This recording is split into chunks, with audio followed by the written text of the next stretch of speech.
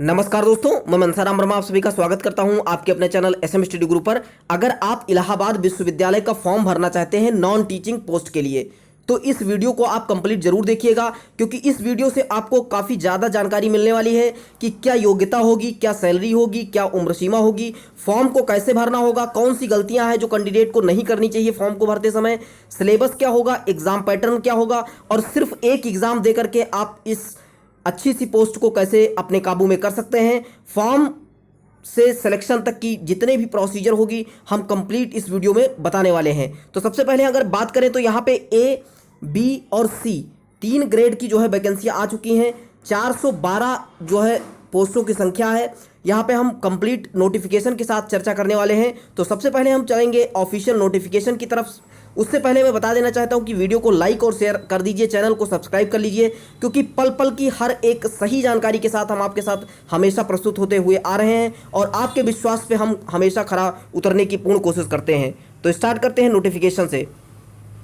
तो आपके समक्ष यहाँ पे इलाहाबाद विश्वविद्यालय के द्वारा जो ऑफिशियल नोटिफिकेशन निकाला गया है उसके समक्ष हम आ चुके हैं। 24 तारीख को ये नोटिफिकेशन निकाला गया था, फॉर्म भरना स्टार्ट हो चुके हैं। तो सबसे पहले हम देखेंगे इंपॉर्टेंट डेट्स क्या हैं जिनमें जो है फॉर्म को हमको अप्लाई करना है। तो सबसे पहले यहाँ पे हम अगर देखें तो ऑनलाइन रजिस्ट्रेशन की डेट जो है 24 से स्टार्ट हो चुकी है, यानी कि 24 सितंबर से 24 अक्टूबर तक आपको जो है फॉर्म को हर हालत में भर देना है, फीस पेमेंट के साथ में।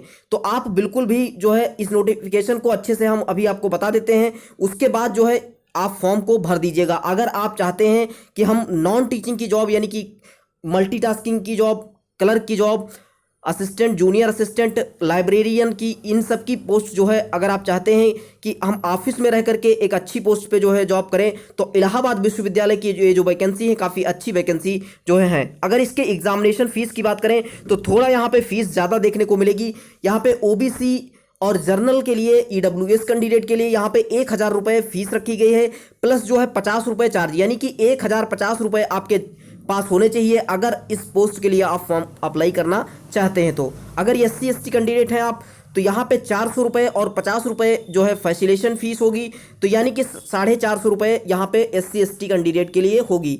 यहीं पे अगर हम बात करें महिला और PWD कैंडिडेट के लिए, तो यहाँ पे सिर्फ और सिर्फ ट्रांजैक्शन का चार्ज पड़ने वाला है, यानी कि 50 रुपये जो है इनकी फ़ीस होगी। तो इस प्रकार से आपने फ़ीस देख लिया, डेट देख लिया। अब इसके बारे में बात करें, अगर वैकेंसी पोजीशन के बारे में बात करें तो यहाँ पे कौन कौन सी वैकेंसी है, किस लेवल की वैकेंसी है। तो यहाँ पे एनिमल अटेंडेंट की वैकेंसी है, ग्रुप सी की ये सभी भर्तियां हैं। तो इनको आप अच्छे से देख सकते हैं। हम टाइम बिल्कुल जाया नहीं करेंगे, महत्वपूर्ण पॉइंटों पे हम यहाँ पे चर्चा करेंगे। यहीं पे अगर हम बात करें कि जूनियर ऑफिस असिस्टेंट जिसकी ज़्यादा डिमांड है और उसमें पोस्ट भी ज़्यादा है, तो ये फॉर्म ज़्यादा लोग भरना चाहते हैं, तो इसके बारे में हम थोड़ा अच्छे से जानकारी आपको प्रोवाइड करवाते हैं।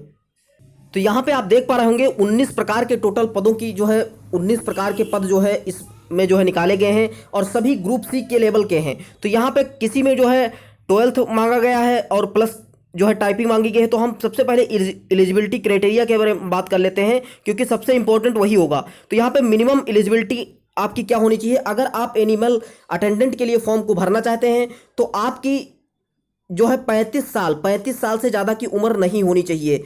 साथ में आपके इसेंशियल क्वालिफिकेशन की बात करें, यहाँ पे जैसा कि रिलैक्सेशन की बात की जाए तो SC ST OBC के लिए यहाँ पे जो रिलैक्सेशन गवर्नमेंट के द्वारा पहले से निर्धारित है वो मिलेगा, उसके लिए आपको टेंशन बिल्कुल नहीं लेनी है।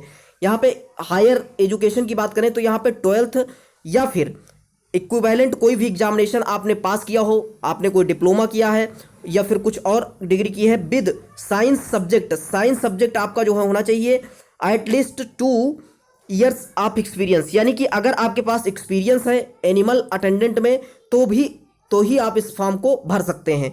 नेक्स्ट अगर यहाँ पे बात करें तो असिस्टेंट ड्राफ्ट्समैन की बात करें तो यहाँ पे जो है सेम उम्र की सीमा बात करें तो 35 साल जो है मैक्सिमम मांगा गया है। तो यहाँ पे रिलैक्सेशन की बात करें तो 3 साल और 5 साल का जो भी रिलैक्सेशन OBC और ST कैंडिडेट को मिलता है वो मिलेगा। डिप्लोमा इन ड्राफ्टिंग में होना चाहिए, ड्राफ्टिंग में आपने डिप्लोमा किया हो या फिर आर्किटेक्ट में 55% के साथ में किसी भी इंस्टीट्यूट से अगर आप पास हैं तो इस पोस्ट के लिए एलिजिबल होंगे। नेक्स्ट यहाँ पे हम अगर बात करें बोट्समैन की, तो बोटमैन या फिर ग्राउंड्समैन या फिर वाटरमैन कुछ भी कह सकते हैं, तो इसके लिए भी जो है एक्सपीरियंस की आवश्यकता मांगी गई है। तो जिनके पास भी ये डिग्रियां हैं और एक्सपीरियंस है 1 year and further extendable for 1 more year, यानी कि ये जो वैकेंसी है 1 साल के लिए है, उसके बाद भी बढ़ाया भी जा सकता है। नेक्स्ट यहाँ पे बात करें डेटा एंट्री ऑपरेटर के लिए, तो यहाँ पे सबसे इंपॉर्टेंट होगा, यहाँ पे 30 साल से ज़्यादा की उम्र आपकी नहीं होनी चाहिए।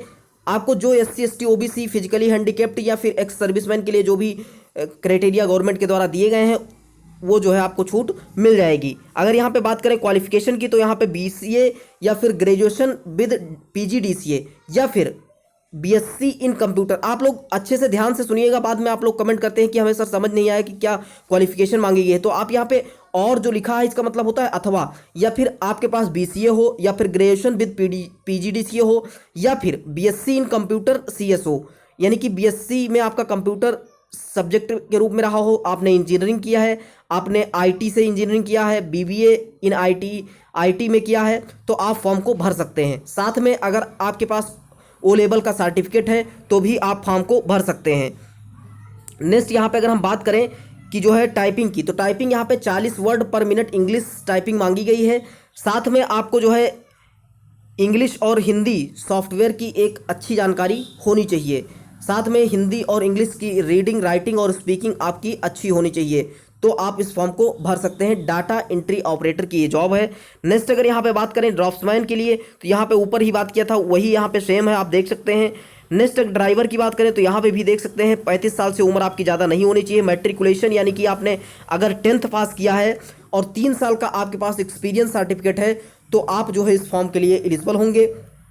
साथ में ड्राइवर की पोस्ट है, तो यहाँ पे जो है लाइसेंस आपका ड्राइविंग लाइसेंस हाईवी व्हीकल्स के लिए आपका होना चाहिए, तो ये भी आप देख सकते हैं। यहाँ पे अगर हम बात करें 7वें नंबर पे, तो हिंदी टाइपिस्ट के लिए क्या मांगी गई है, तो यहाँ पे देख सकते हैं कि किसी भी मान्यता प्राप्त बोर्ड से आप जो है 12वीं अगर उत्तीर्ण हैं तो आप इस फॉर्म को भर सकते हैं। साथ में आपकी 35 की स्पीड होनी चाहिए। 35 की स्पीड आपको हिंदी में जो है निकालनी होगी, तभी आप जो है हिंदी टाइपिस्ट के लिए पोस्ट के लिए एलिजिबल हो पाएंगे। अगर यहाँ पे बात करें कि उम्र सीमा की, तो 30 साल की उम्र से अधिक नहीं होना चाहिए। और साथ में यहाँ पे अनुसूचित जाति और अनुसूचित जनजाति एवं पिछड़े वर्ग के लोगों के लिए यहाँ पे 5 साल की जो है छूट दी गई है, तो 5 साल की छूट जो है आप इसका फ़ायदा उठा सकते हैं और ये पोस्ट आपके लिए अच्छी पोस्ट साबित हो सकती है, क्योंकि यहाँ पे 12th पास मांगा गया है, प्लस जो है अंग्रेजी और हिंदी। अंग्रेजी टंकण में 35 की स्पीड और हिंदी टंकण में 30 की स्पीड आपकी होनी चाहिए।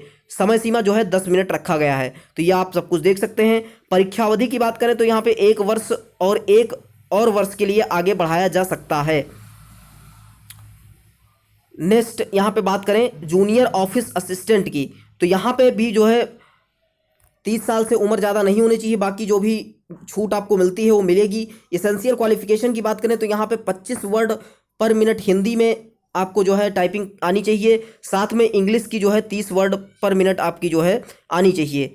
अगर यहाँ पे हम बात करें एकेडमिक की, तो graduation with 50% from any university, यानी अगर आप सिंपल ग्रेजुएट हैं, 50% से नंबर आपके ज़्यादा हैं, तो आप इस पोस्ट के लिए भर सकते हैं। यहाँ पे जो डिजायरेबल लिखा गया है, तो अगर ये आपके पास है तो यहाँ पे आपको थोड़ा वेटेज देखने को मिल जाएगा, बाकी इसका कोई ये यहाँ पे जो है कंपलसरी नहीं है। पीरियड ऑफ प्रोबेशन की बात करें तो 1 year and further extendable for 1 more year, तो ये जो है काफ़ी अच्छी जॉब है, काफ़ी अच्छी पोस्ट भी है, तो इस फॉर्म को आप भर सकते हैं। नेक्स्ट यहाँ पे लाइब्रेटरी असिस्टेंट की बात करें तो यहाँ पे देख सकते हैं बैचलर डिग्री मांगा गया है। यहाँ पे फिजिक्स, केमिस्ट्री या फिर जूलॉजी, बॉटनी, ये सब आपके सब्जेक्ट हैं। साथ में टाइपिंग भी मांगा गया है। और यहाँ पे डिज़ायरेबल में जो है कंप्यूटर एप्लीकेशन की आपको नॉलेज होनी चाहिए, अगर नहीं भी है तो कोई दिक्कत नहीं होगी। नेक्स्ट यहाँ पे लेबोरेटरी अटेंडेंट की बात करें तो यहाँ पे भी 12th पास मांगा गया है, तो 12th पास के लिए यहाँ पे काफ़ी अच्छी जो है जॉब अपॉर्चुनिटी है, तो ये भी आप देख सकते हैं। साइंस सब्जेक्ट होना चाहिए, एटलीस्ट 2 ईयर का एक्सपीरियंस भी यहाँ पे मांगा गया है लेबोरेटरी में। तो लेबोरेटरी की जितनी जॉब है यहाँ पे सब में एक्सपीरियंस जो है मांगा गया है, तो ये आपको ध्यान में रखना है। अगर आपके पास एक्सपीरियंस है तो आप इस पोस्ट के लिए एलिजिबल होंगे। नेक्स्ट यहाँ पे लाइब्रेरी अटेंडेंट की बात करें तो यहाँ पे हायर सेकेंडरी यानी कि 12th आप अगर पास हैं या फिर इक्विवेलेंट कोई भी डिग्री आपने की हुई है किसी भी बोर्ड से, तो आप जो है इस फॉर्म को भर सकते हैं। और फॉर्म ये ऑल इंडिया लेवल का है, कोई भी फॉर्म को अप्लाई कर सकता है, इस बात को भी आप ध्यान में रखें। अगर यहाँ पे बात करें diploma certificate course in library science, यानी कि लाइब्रेरी साइंस में आपके पास जो कोई भी सर्टिफिकेट रिकॉग्नाइज्ड यूनिवर्सिटी से होना चाहिए, तभी आप फॉर्म को भर पाएंगे। नेक्स्ट यहाँ पे एमटीएस की बात करें तो एमटीएस के लिए यहाँ पे सेम यहाँ पे एज लिमिट बताई गई है, और यहाँ पे matriculation or equivalent from a recognised board pass अथवा आईटीआई, यानी कि अगर आप 10th पास हैं या फिर आपने आईटीआई किया है तो आप इस फॉर्म को भर सकते हैं। और लिखा हुआ है तो यह है इसका मतलब। तो ये काफ़ी अच्छी जॉब है, इसके लिए ज़्यादा लोग एलिजिबल हो सकते हैं। फार्मासिस्ट की बात करें तो यहाँ पे सीधा दिया गया है कि अगर आपके पास बैचलर डिग्री इन फार्मेसी में कोई बैचलर डिग्री है, या फिर 10th+2 के बाद यानी कि 12th के बाद आपके पास 2 साल का फार्मेसी का यानी कि डी फार्मा है, तो आप फॉर्म को भर सकते हैं। साथ में स्टेट फार्मेसी काउंसिल में आपका रजिस्ट्रेशन होना चाहिए, तो फार्मासिस्ट के लिए आप एलिजिबल हो जाएंगे। सेमी प्रोफेशनल असिस्टेंट के लिए बात करें तो यहाँ पे भी जो है बीएससी लाइब्रेरी इन साइंस में होना चाहिए 50% मार्क्स के साथ, तभी आप फॉर्म को भर पाएंगे। सिक अटेंडेंट की बात करें तो यहाँ पे भी मैट्रिकुलेशन यानी कि 10th मांगा गया है, अगर आप 10 पास हैं तो आप फॉर्म को भर सकते हैं। और ये सभी लोग girl in a registered recognised hospital institution, किसी में जो है रजिस्ट्रेशन यहाँ पे होना चाहिए। तो ये आप देख सकते हैं 2 साल के लिए जो है एक्सपीरियंस भी यहाँ पे मांगा गया है। नेक्स्ट अगर यहाँ पे बात करें तो यहाँ पे स्टोनोग्राफर के लिए आपको पता है कि टाइपराइटिंग यानी कि स्टोनो की आपकी जो है 40 की स्पीड होनी चाहिए, तो 40 की स्पीड आपकी है अगर, तो आप इस फॉर्म को भर सकते हैं। अगर आप ग्रेजुएट हैं, ग्रेजुएशन की डिग्री यहाँ पे मांगी गई है स्टोनोग्राफर में, तो इसको भी आप देख सकते हैं। तो काफ़ी अच्छी जॉब यहाँ पे जो है देखने को मिल रही हैं। और एक्सरे टेक्नीशियन की बात करें तो यहाँ पे भी जो है 50% के साथ डिप्लोमा इन एक्सरे टेक्नोलॉजी में मांगा गया है। अगर हम एग्जाम पैटर्न की बात करें तो एग्जामिनेशन क्राइटेरिया जो बनाया गया है 100 क्वेश्चन मल्टीपल चॉइस के होंगे, तो इसका जो है आपको ध्यान में रखना होगा। 40 number of multiplication choice question जो होंगे 40 होंगे, और मैक्सिमम मार्क्स जो होंगे 80 होंगे। किसके? तो जनरल नॉलेज होगी इसमें, आपके जॉब के अकॉर्डिंग जो भी आप जॉब के लिए अप्लाई करते हैं उसके हिसाब से यहाँ पे जो है क्वेश्चन का लेवल जो है पूछा जाएगा। तो general knowledge pertaining to job, analytical ability, understanding of university system, Allahabad university act 2005 के अनुसार जो भी जो है जनरल नॉलेज में पूछा जा रहा है। कंप्यूटर लिटरेसी के साथ में यहाँ पे 40 प्रश्न रहेंगे, 80 नंबर का होगा, 2 जो है घंटे का आपको टाइम दिया जाएगा। नेक्स्ट यहाँ पे बात करें तो यहाँ पे और भी देख सकते हैं, तो लैंग्वेज प्रोफेंसी इन इंग्लिश यानी कि 15 नंबर का जो है आपको इंग्लिश का जो है देखने को मिलेगा, 15 नंबर की हिंदी पूछी जाएगी, और जो है 30 क्वेश्चन रिलेवेंट सब्जेक्ट और सर्विस, यानी जो आप जिस भी जो है चीज़ से अप्लाई करते हैं उसके आपके 30 क्वेश्चन जो है देखने को मिलेंगे। तो 30 क्वेश्चन वो हो गए, प्लस हिंदी और इंग्लिश 15-15 क्वेश्चन इसके हो गए, और 40 क्वेश्चन जीएस के हो गए। तो जीएस का काफ़ी अच्छा वेटेज है। पेपर का पैटर्न बिल्कुल अच्छा है, आप इसके लिए बिल्कुल टेंशन न लीजिए। अगर यहाँ पे बात करें तो माइनस मार्किंग जो है 0.5 जो है मार्क्स रखी गई है, तो इसका भी ध्यान में आपको जो है इसको ध्यान में रखना चाहिए। तो ये रही कुछ खास जानकारी। अगर यहीं पे बात करें कि ग्रुप सी के लिए हमने बात कर ली है, ग्रुप ए और बी के लिए भी हम थोड़ा बता देते हैं आपको। ए और बी के लिए भी यहाँ पे 1050 रुपये फीस रखी गई है, और सेम लास्ट डेट जो है यहाँ पे 23 है, उसमें 24 है। तो आप जो है अगर फॉर्म के लिए इंटरेस्टेड हैं तो आप फॉर्म को भर सकते हैं। यहाँ पे पोस्ट की बात करें तो ए ग्रुप में जो है 15 पोस्ट हैं, बी में 36 पोस्ट हैं। टोटल यहाँ पे अगर हम बात करें कि एलिजिबिलिटी क्राइटेरिया की, तो master degree with 55% marks in recognised university से अगर आप हैं तो आप फॉर्म को भर सकते हैं। असिस्टेंट रजिस्ट्रार के लिए काफ़ी अच्छी पोस्ट है और काफ़ी रुतबेदार पोस्ट है, तो इस पोस्ट के लिए अगर आप एलिजिबल हैं तो भर सकते हैं। एक पोस्ट है, एक पोस्ट करके यहाँ पे दिया गया है, आप लोग अच्छे से देख सकते हैं। बाकी आपको नोटिफिकेशन सरकारी रिजल्ट की ऑफिशियल वेबसाइट पर मिल जाएगा, आप देख सकते हैं वहाँ से, नो प्रॉब्लम। यहाँ पे कोई दिक्कत आपको नहीं होने वाली है। यहाँ पे 36 पोस्ट के लिए भी यहाँ पे स्पेशल डिग्री मांगी गई है, तो आप सभी के लिए जो यहाँ पे काफ़ी अच्छी खुशखबरी है। इलाहाबाद यूनिवर्सिटी का अगर आप फॉर्म भरना चाहते हैं तो आप भर सकते हैं, बिल्कुल बेधड़क आप फॉर्म को भर दीजिएगा। जो भी हेल्प की ज़रूरत होगी, कोई प्रॉब्लम होती है तो कमेंट करके ज़रूर बताइएगा। मिलेंगे नेक्स्ट वीडियो के साथ, तब तक के लिए जय हिंद, जय भारत। वीडियो को लाइक करिएगा, शेयर करिएगा।